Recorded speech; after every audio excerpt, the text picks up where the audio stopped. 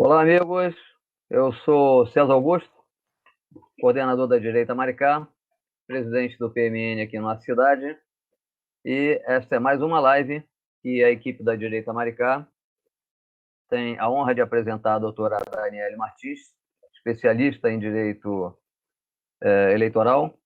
E hoje nós pretendemos tirar dúvidas de grande parte da população, grande parte de pré-candidatos, tanto para o legislativo como para o executivo, e que todo dia aparecem dúvidas tendo em vista a pandemia, né? E vamos aproveitar esse isolamento social e transformar as redes sociais em grande aliado. Vou passar para a doutora Leila Macedo, que é a nossa conselheira da Direita Maricá e também secretária do PMN aqui em nossa cidade, para fazer a apresentação da doutora Daniele e do nosso projeto de hoje.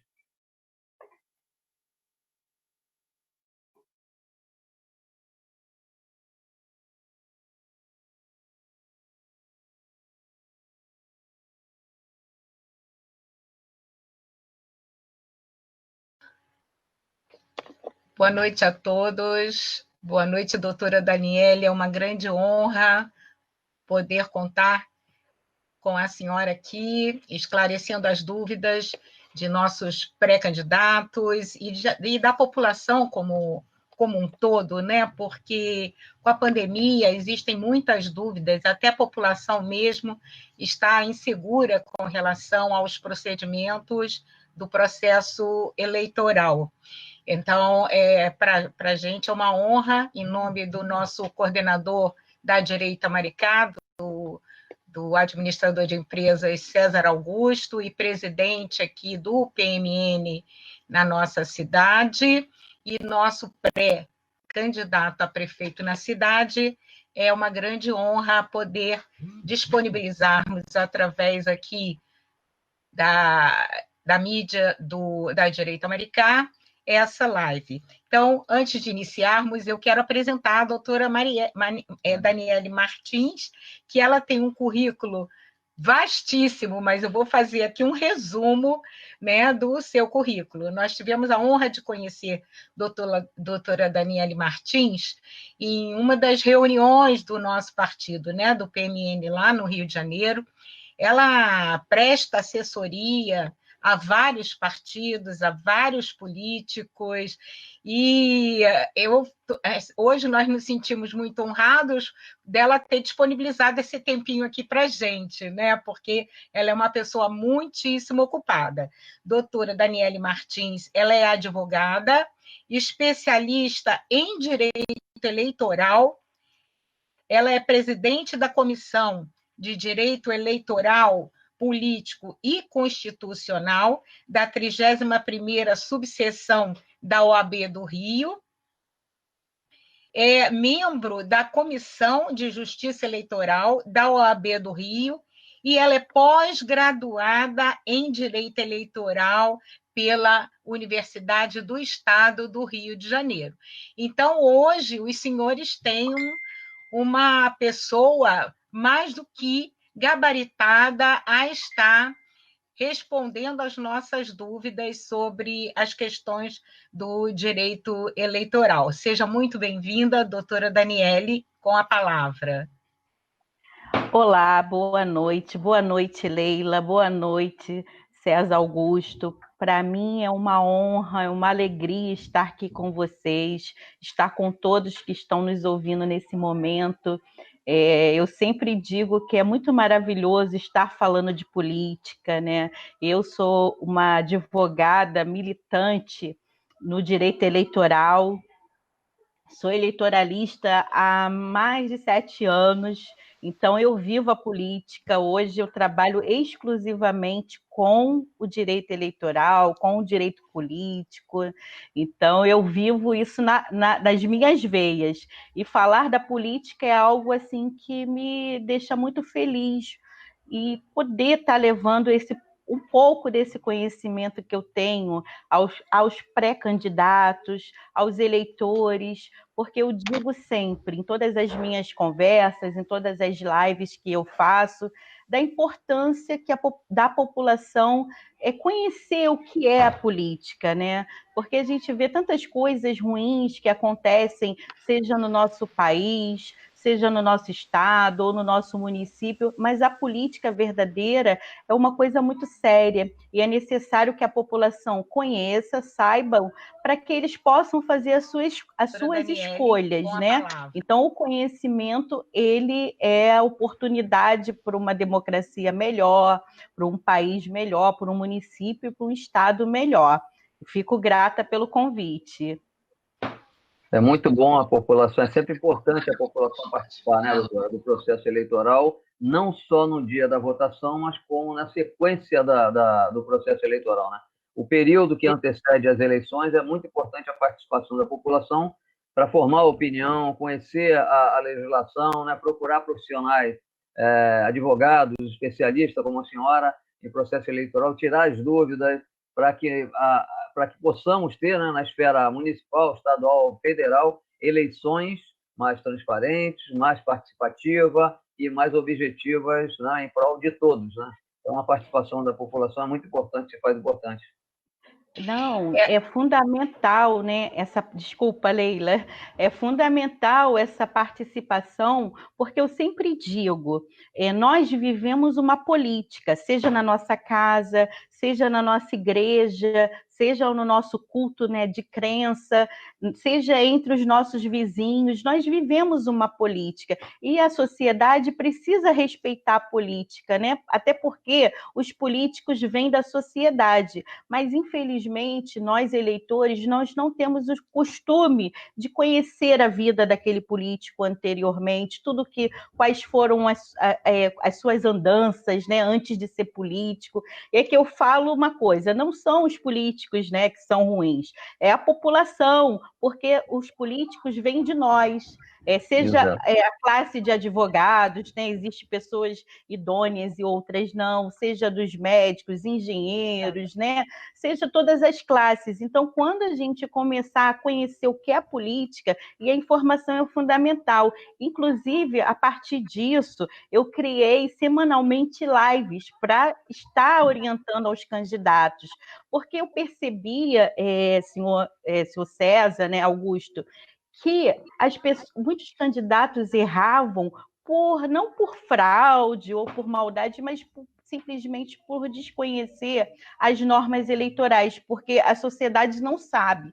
Mas é muito difícil ser um candidato. São muitas normas que devem ser respeitadas, seja as normas do registro de candidatura, as quais os candidatos devem juntar uma série de documentos, seja as normas de propaganda eleitoral, pode isso, não pode aquilo. Às vezes as questões ficam numa linha muito tênue, né, entre o que pode, o que não pode, e também tem a prestação de contas, porque a população não sabe, mas esse candidato ele tem que prestar as contas de tudo que aconteceu na campanha dele, seja as verbas financeiras, seja o que ele tenha recebido em dinheiro, mas também seja as questões que ele recebeu em doação, seja doação de um material, seja doação de uma casa, né, para que ele possa fazer aquele comitê, seja doação do serviço voluntário de uma pessoa para aquela campanha, tudo isso deve ser contabilizado nessa prestação de contas. Então, é algo muito difícil. Eu sempre costumo dizer que o candidato, quando ele quer ser candidato, ele tem que se preparar. É como se fosse, vocês já ouviram eu falar isso, né? Mas eu gosto sempre de repetir isso, porque é como se fosse um concurso público. E aí, o concurso público, você tem que ler aquele edital, saber quais são as normas, né, que norteiam aquele concurso. Assim é o candidato. Ele precisa ler quais são as normas eleitorais que norteiam aquela eleição. Até porque, além de várias leis, né, a cada eleição são editadas resoluções de propaganda eleitoral, de registro de candidatura, de calendário eleitoral. Então, são muitas coisas a serem observadas. É claro que o candidato ele não vai ter esse tempo, né, de ficar estudando isso, porque nós advogados é que temos esse papel, mas é necessário que ele saiba de muitas coisas, porque a partir dele é que os erros podem ocorrer, a partir dele, a partir da sua equipe. Então, é muito importante o candidato e a sua equipe estarem alinhados. Eu tenho observado aqui Maricá, como protagonista do processo eleitoral, participando do processo eleitoral, que, de fato, 80%, 90% dos pré-candidatos têm muita dúvida quanto aos procedimentos de prestação de contas, de documentação a ser apresentada, do que pode e o que não pode fazer durante esse período de pré-campanha e depois como candidato. E a dúvida é enorme, até para muitos políticos com mandato, né? Tendo em vista a não acompanhar a legislação, né? Então, é muito importante a participação do advogado especialista nessa questão para esclarecer algumas dúvidas. A doutora Leila tem alguma pergunta, né? Pode ser realizada? Sim, nós temos aqui uma demanda, né, dos nossos pré-candidatos, e exatamente a primeira delas é porque nós estamos num período, né, de pré-campanha, e muitas das dúvidas com relação ao que pode e o que não pode nesse período de pré-campanha.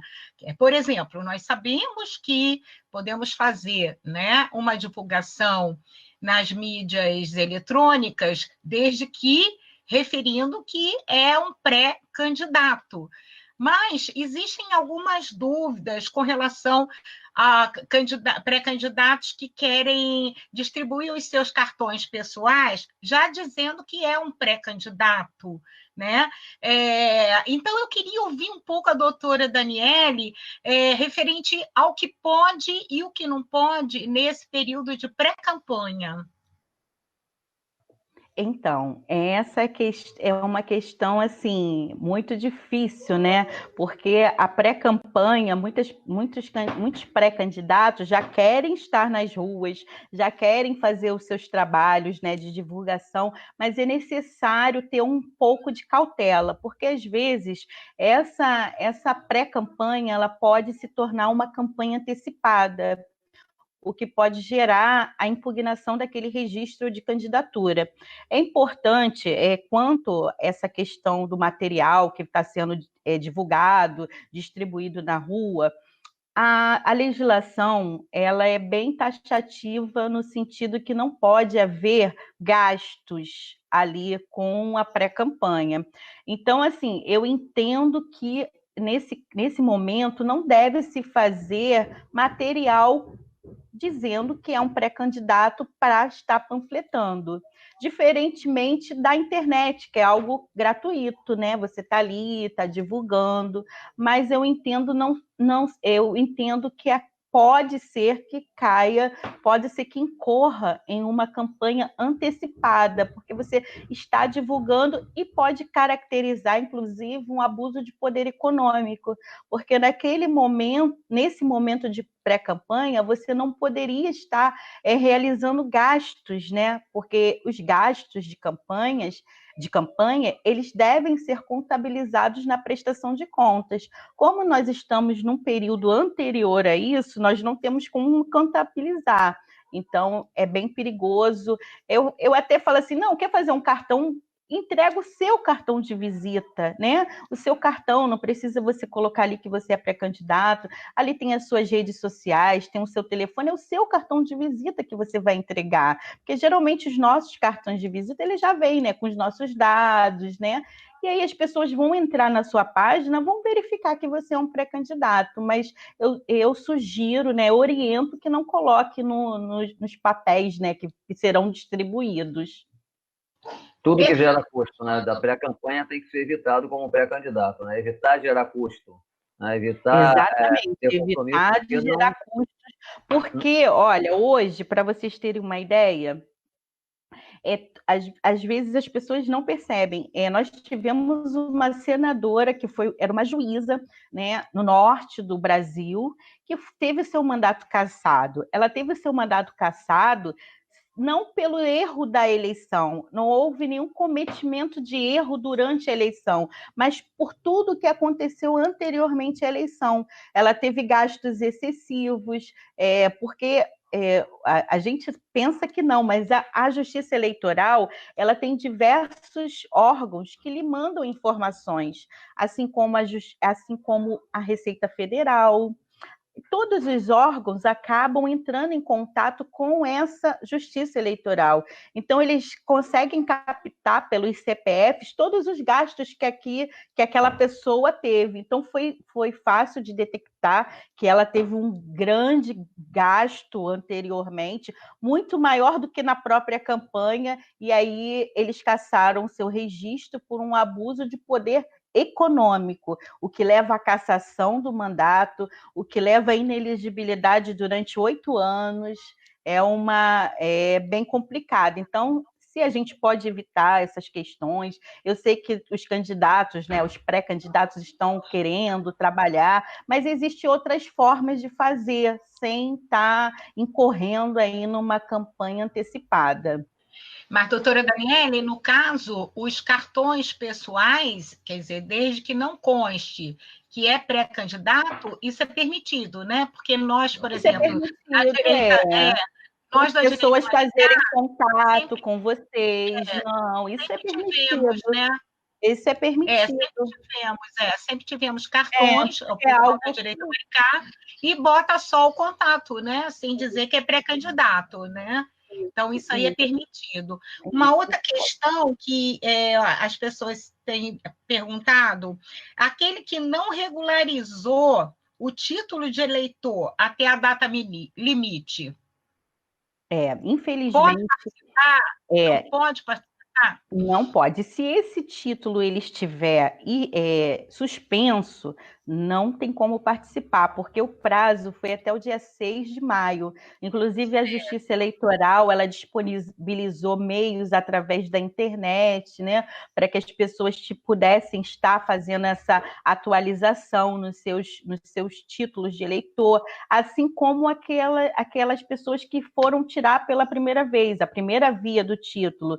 Então, foi encerrado, tá? Não tem como tirar. Agora, uma coisa muito importante, aquelas pessoas que já possuem, né, o número do título, mas perderam o papel físico, elas podem ir votar com a identidade que lá será analisado, será visto que pelo nome que essa pessoa possui condições de votar. Então, não tem importância. Quem perdeu e quer só tirar a segunda via, pode ir votar normalmente.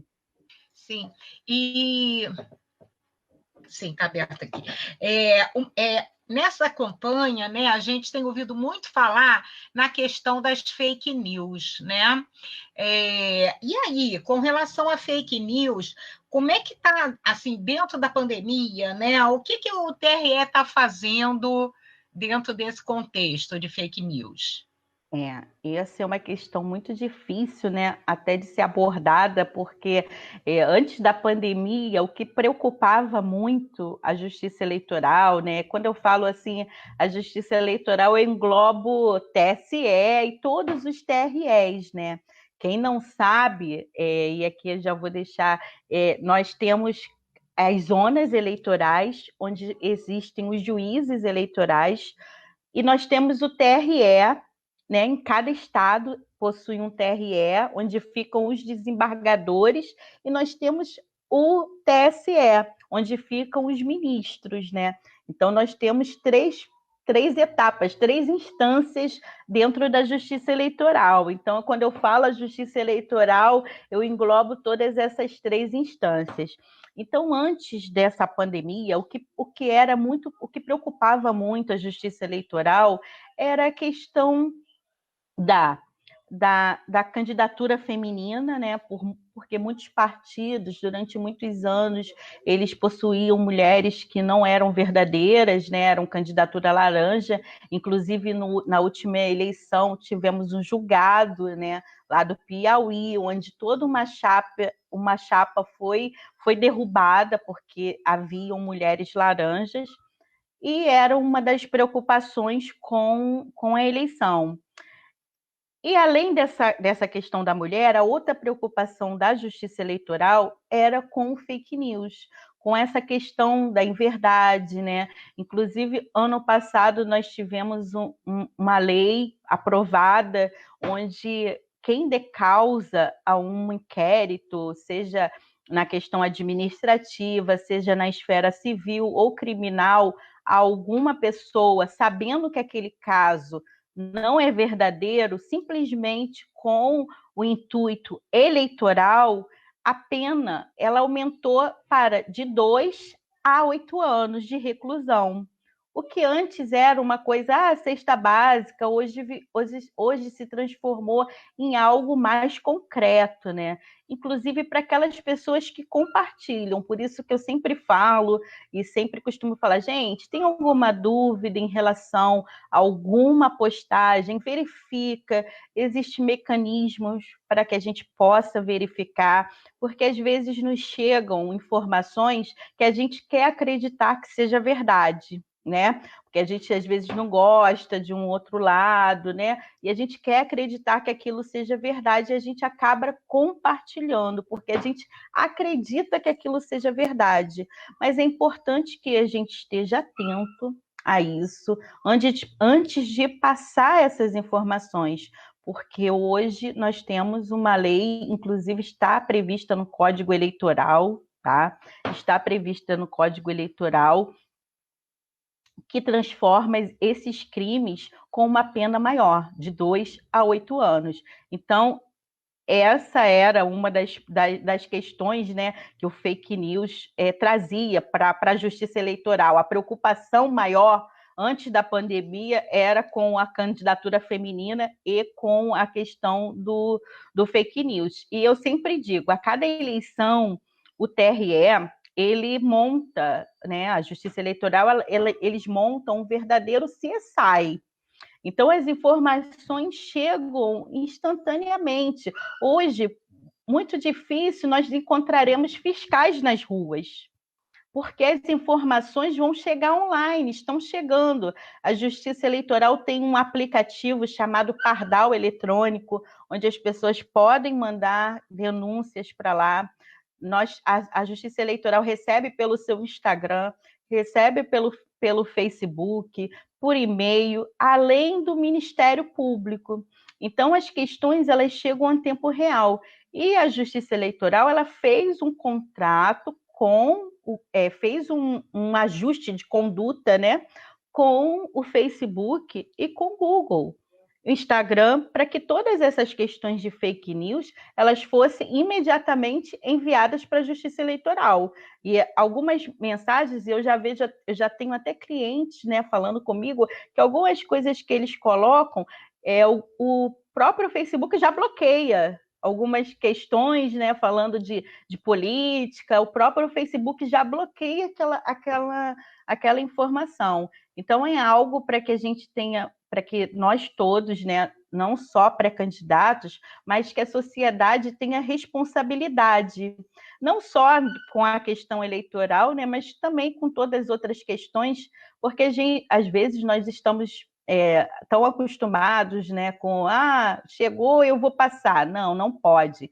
E eu digo sempre uma coisa: o lugar onde é mais fácil de detectar de onde vêm esses crimes, né, cibernéticos é na internet, é muito fácil. Hoje eles possuem mecanismos que lhe dão a autoria daquele crime assim, muito, muito facilmente. Doutora, deixa eu só tirar uma dúvida baseada nessa mesma pergunta. Ocorre nesse período muita calúnia, difamação e fake news. As delegacias estão em isolamento, né? Praticamente não atende esse público-alvo. Como denunciar esse crime de calúnia, de difamação, se as delegacias estão fechadas? Isso, se forem crimes eleitorais, eu oriento que você passe, quem estiver vivendo isso, passe isso para o advogado, porque o advogado vai estar peticionando ao juízo da zona eleitoral que estará cuidando da propaganda eleitoral, porque como se trata de uma questão eleitoral, a justiça eleitoral, ela deve estar agindo nesse sentido. Então, quando essas coisas acontecem, é necessário que a justiça eleitoral ela já esteja, né, atenta a tudo isso. E uma coisa importante, né, nós estávamos até falando aí no começo, o que fazer agora na pré-campanha, o que não fazer na pré-campanha, inclusive antecipação de propaganda quando a outra pessoa faz uma propaganda eleitoral caluniosa. Assim como você não pode se promover fazendo uma antecipação, aquele também não pode denegrir a sua imagem numa antecipação. Então, a Justiça Eleitoral está atenta, inclusive agora na pré-campanha. Ok. Isso é muito importante, é um dado aí muito importante. Então, esse tipo também de reclamação a gente pode fazer via Pardal ou não? Ou tem que fazer um encaminhamento via processual? Como é que... Pode ser via Pardal com provas? Pode ser via Pardal, mas assim, dependendo da gravidade, eu oriento que seja buscado, né, uma consultoria jurídica, né, para que a gente possa fundamentar a questão, porque com um advogado a gente consegue fundamentar melhor aquela questão, né? Claro. Tem uma dúvida aqui, né, de um pré-candidato nosso. Ele já tinha sido candidato em eleição anterior, e dali ele criou um nome, que ele usa esse nome desde a outra eleição, e é conhecido por esse nome, ele pretende continuar usando esse nome no período eleitoral, nessa eleição, né? Hoje ele é pré-candidato. Ele pode, como pré-candidato, continuar usando esse nome que ele já estava usando na eleição anterior, e daí usar esse mesmo no período eleitoral? Olha, o TRE do Rio já até se posicionou em relação a isso. O slogan, ele pode ser caracterizado uma antecipação de campanha, exceto se esse candidato, essa pessoa já utiliza esse slogan a vida toda. Em todas as postagens dele, ele coloca isso. Ele não tem uma postagem que ele não traz esse slogan como sendo dele. Então, ele é conhecido por aquilo. Então, é possível, na pré-campanha e na campanha, ele utilizar esse slogan. Agora, se ele cria esse slogan, ele já usou, parou de usar, e agora ele retorna utilizando esse slogan nesse momento de pré-campanha, e eu falo slogan, gente, inclusive também hashtag, tá?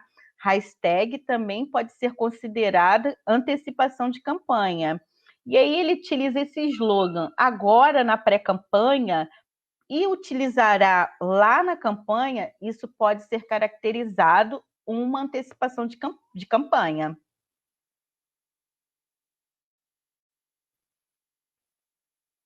A propaganda eleitoral propriamente, a partir de que data, tanto de internet como de impresso, poderá ser feito? Ele dizendo que é candidato, pedindo voto, enfim. Isso, ele pode pedir, a partir do dia 27 de setembro. A partir do dia 27 de setembro, ele já pode expor o seu número de candidatura, ele já pode estar divulgando, né? E se ele já tiver com o seu CNPJ, com a sua conta aberta, ele já pode estar distribuindo o seu material, porque é importante saberem que para que os materiais eles sejam impressos, eles sejam contabilizados, pagos, é necessário que esse candidato ele já possua esse CNPJ de campanha. E eu vou explicar aqui porque muitas pessoas, que CNPJ é esse? Não, esse CNPJ é que após o registro de candidatura, o candidato receberá pelo partido, né? A Justiça Eleitoral disponibilizará e o partido passará para esse candidato o seu número de CNPJ. Esse CNPJ ele só tem finalidade eleitoral e ele, inclusive, tem um prazo de encerramento. Dia 31 de dezembro ele se encerra, ele é bloqueado, ele não tem outra finalidade a não ser para as eleições. Então, mediante esse CNPJ, esse candidato irá a uma agência bancária, qualquer agência bancária que ele quiser, seja pública, seja privada, e vai abrir a sua conta eleitoral a partir desse CNPJ. A conta eleitoral dele não se mistura com a conta que ele tem de pessoa física. Ele vai abrir, e essa conta também, ela tem um prazo de abertura e ela tem um prazo de encerramento, que não pode ultrapassar o dia 31 de dezembro.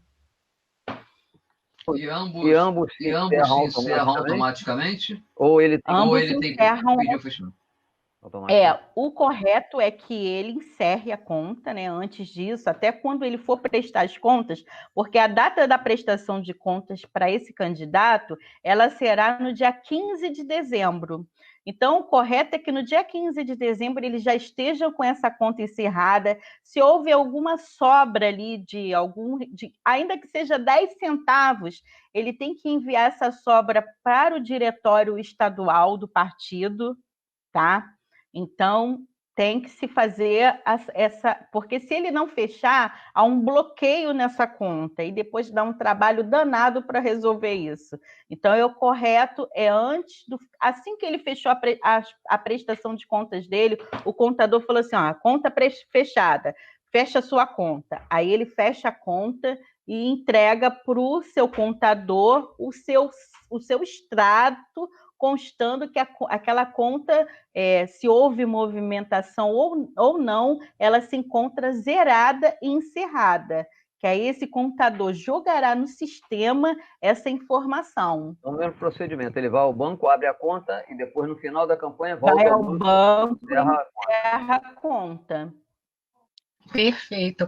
E tem alguma regra que ainda possa ser alterada até o dia da votação, ou que já está estabelecido, as normativas todas, isso já está ok, ou tem alguma coisa que ainda possa alterar? Não, agora o que acontece? Nós tivemos agora recentemente, isso foi algo que foi noticiado, né, pelas emissoras de TV e de rádio, jornais, que nós tivemos um adiamento das eleições. As eleições elas ocorreriam no dia 4 de outubro, mas em virtude da pandemia e por nós morarmos no país continental, né, onde as extremidades são de muita distância, né? Nós temos lugares, por exemplo, no Rio de Janeiro, a pandemia ela está estável, né? Ela está em queda, mas existem outros lugares no Brasil que ela está em ascensão nesse momento. Então, foi necessário que houvesse esse grupo de estudo, um grupo de trabalho composta por serventuários da Justiça Eleitoral, que aqui eu deixo todos os meus agradecimentos, porque os serventuários da Justiça Federal, da Justiça Eleitoral, são profissionais de extremo gabarito, de extrema competência, sabe? Sempre prontos a atender a população e também aos advogados. É um dos tribunais, a Justiça Eleitoral, eu que sou advogada, que atuava, né? Hoje eu atuo mais no eleitoral, mas já atuei em diversos tribunais, mas não existe um tribunal onde os serventuários são tão qualificados e são tão educados quanto o da Justiça Eleitoral. Então, foi feito um grupo de trabalho por esses serventuários, né? Mais advogados, médicos sanitaristas, e que levaram essa proposta, inclusive, para o Congresso. Por quê? Porque o Congresso é que deveria alterar essa eleição, essa data, né, por ser uma questão constitucional. E foi proposto uma PEC e foi aprovado a emenda constitucional 107. E aí que houve esse adiamento, né, que as eleições seriam no dia 4 de outubro, e passou o primeiro turno para o dia 15 de novembro e o segundo turno para o dia 29 de novembro.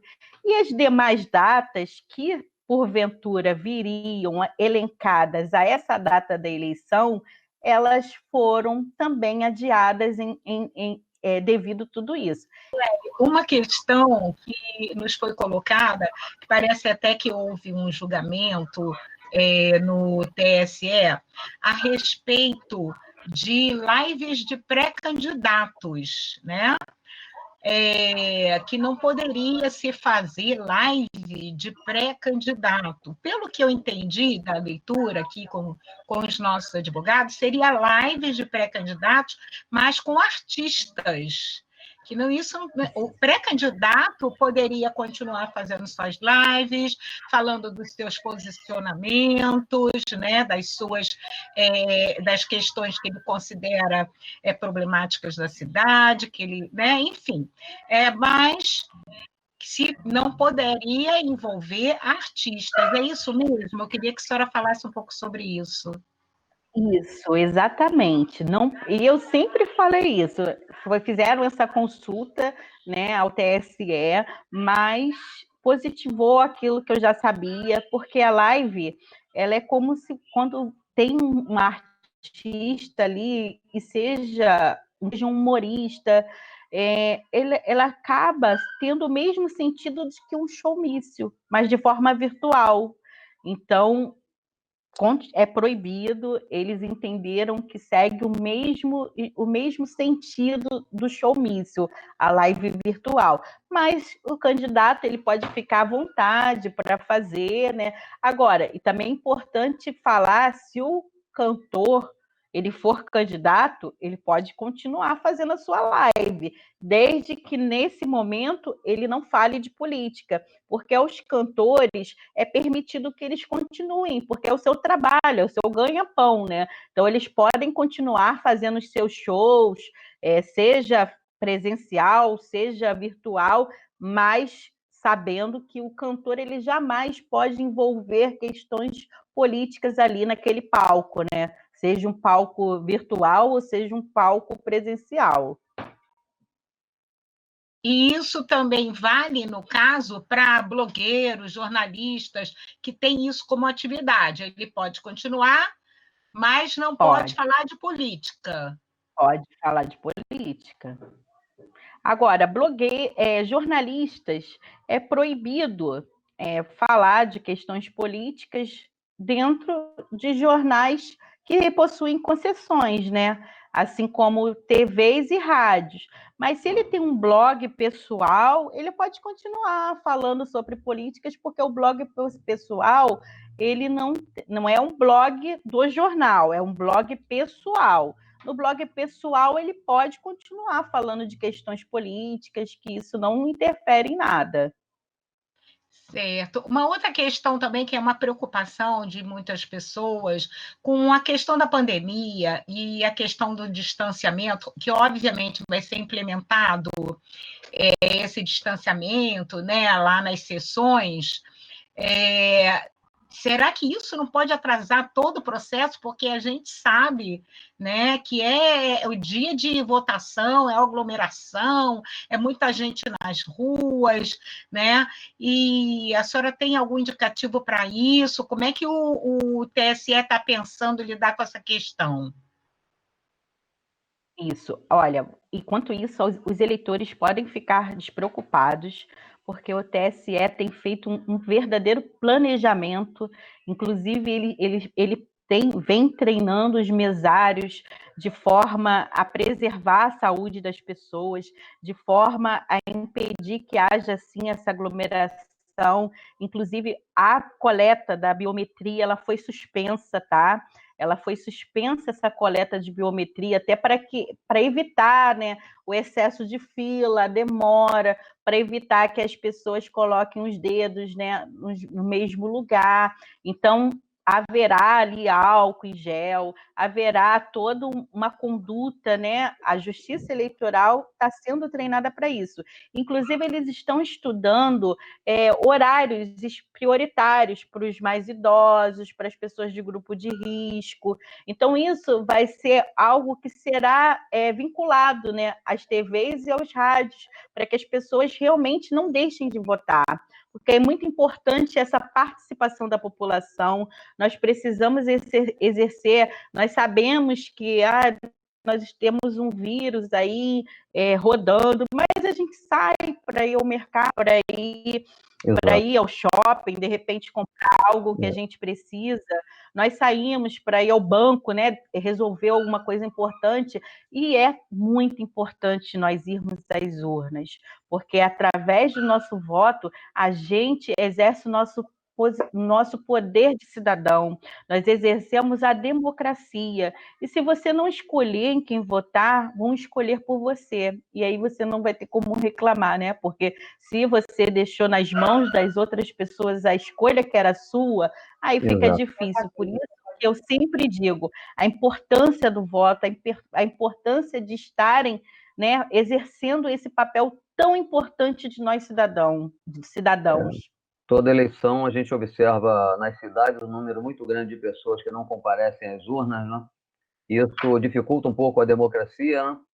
E as pessoas depois ficam inibidas até de cobrar, porque não sabe, não votou em ninguém, não escolheu o seu representante e fica sem condições de cobrar melhores condições na área de saúde, educação, na geração de emprego, porque ela não indicou um representante.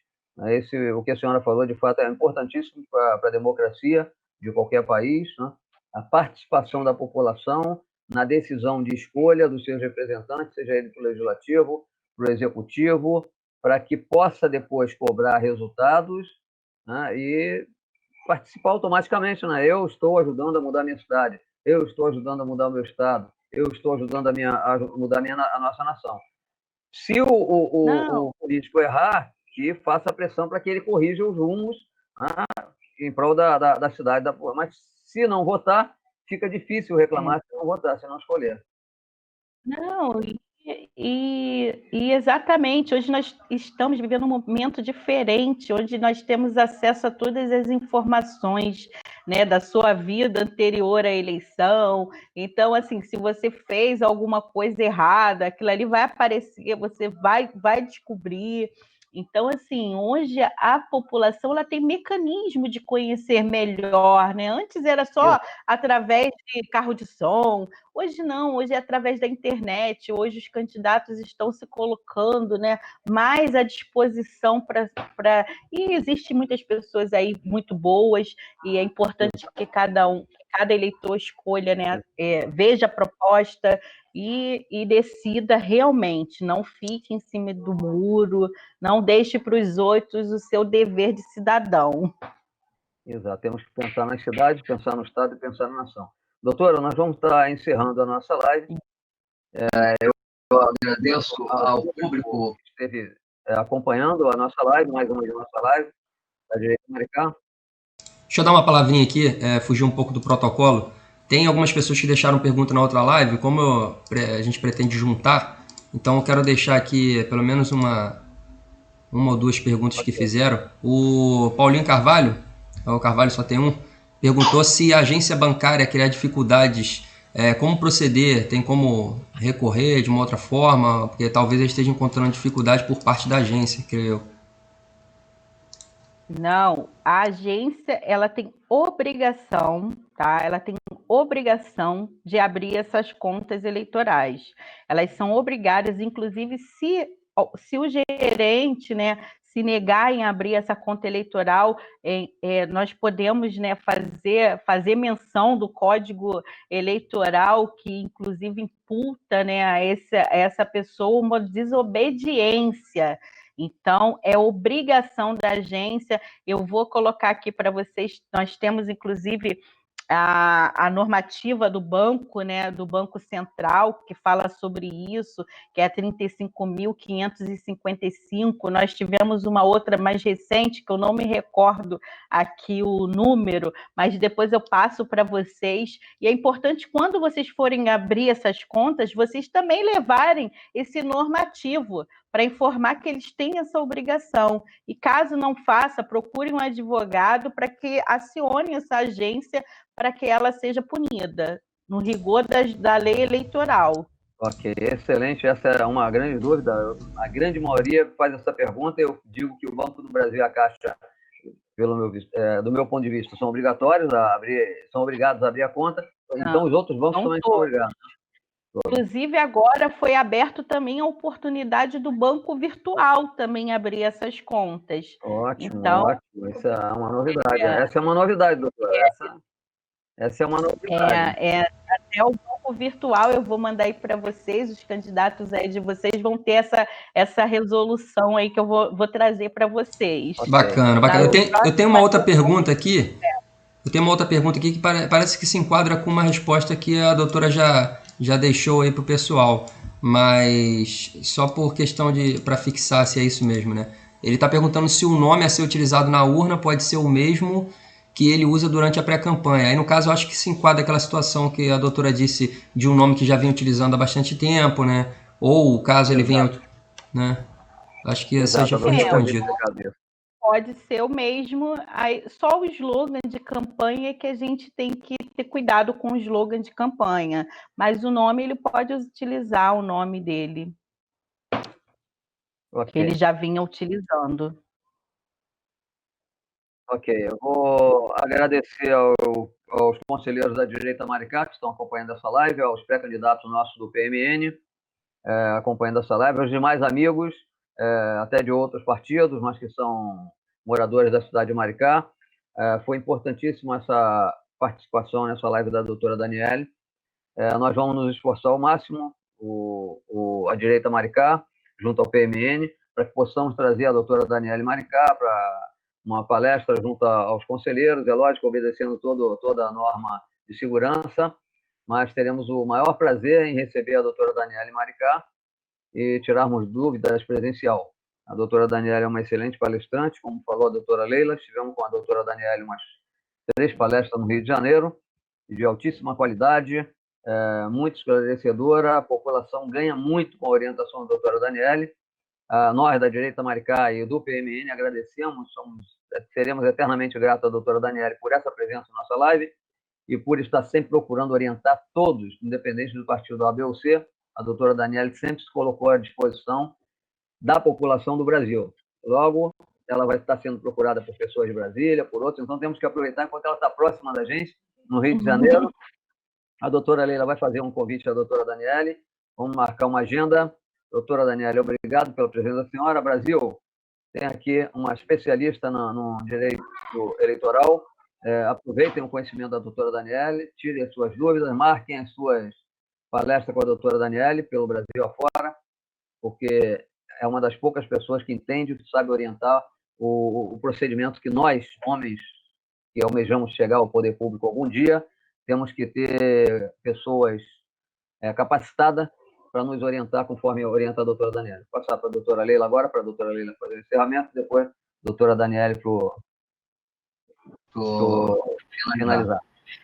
Foi, mais uma vez, muito produtiva essa conversa com a doutora Daniele. Eu sempre aprendo muitíssimo quando encontro a doutora Daniele, agora, infelizmente, só virtualmente, mas eu acredito que essa oportunidade que está sendo aberta aí pela direita Maricá, da gente ver dentro da agenda da doutora Daniele, a vinda dela aqui, fazer uma apresentação para os nossos conselheiros e pré-candidatos, eu acho que vai ser uma oportunidade ímpar da gente consagrar aí várias informações e realmente poder agir de forma correta dentro de todo o aparato regulatório. Então, muito obrigada, doutora Daniele, e passo as palavras, então, para a senhora fazer suas últimas colocações. Muito obrigada. Muito, muito grata, né, por ter me dado voz hoje, nessa sexta-feira, poder estar aqui com vocês, falando sobre uma coisa que amo muito, que é a política, que é o meu trabalho, é o respeito ao ordenamento eleitoral. E eu, como operadora do direito, como cidadã, não poderia ser diferente. O meu papel é trazer informação para que a gente tenha cada vez mais políticos comprometidos, mais políticos cada vez mais sérios, políticos cada vez mais transparentes com a nossa sociedade, né? E sociedade cada vez mais informada, sabendo fazer as escolhas, né? Pelo político, pelo melhor político que lhe representará. Então, eu fico muito grata. Eu convido as pessoas, porque o nosso tempo é curto, mas para curtir a minha página no Instagram, que é Daniele Martins Advocacia, no Facebook também. No Instagram eu faço diversas lives, então se o candidato tiver dúvida em relação à propaganda, ele vai ter uma live de propaganda. Se ele tiver em relação à prestação de contas, nós teremos questões motivacionais, nós teremos. Então, assim, já fiz várias lives, estão gravadas lá no IGTV, então vocês podem estar procurando e sabendo mais, conhecendo mais o meu trabalho. Eu sempre divulgo informações extremamente úteis, né, para os pré-candidatos e para a sociedade. Convido vocês a estarem lá comigo. E agradeço aí mais uma vez o convite. Para mim foi uma honra e uma alegria estar com vocês. Obrigada. Obrigado, doutora Daniele. Obrigado, Brasil. Que estejam todos em seus lares, com saúde e protegidos por Deus. Aguardem as próximas lives da Direita Americana. Fiquem com Deus.